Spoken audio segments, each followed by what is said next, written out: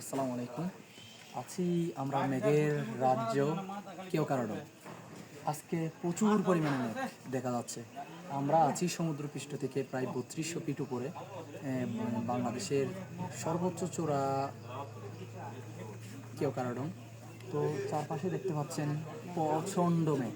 আজকে ওয়েদারটা জোস, চারিদিকে সকাল থেকে প্রচুর গরম, প্রচুর গরম।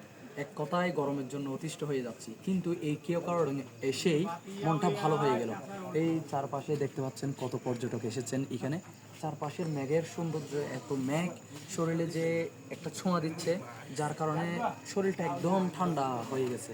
এতই ভালো লাগতেছে এই মেঘের রাজ্যে এসে, অনেক বেশি ভালো লাগতেছে। আপনারা যারা আসতে চান, এই ওয়েদারটা যদি পেতে চান, চলে আসতে পারেন জুনের 20 তারিখের পর করে।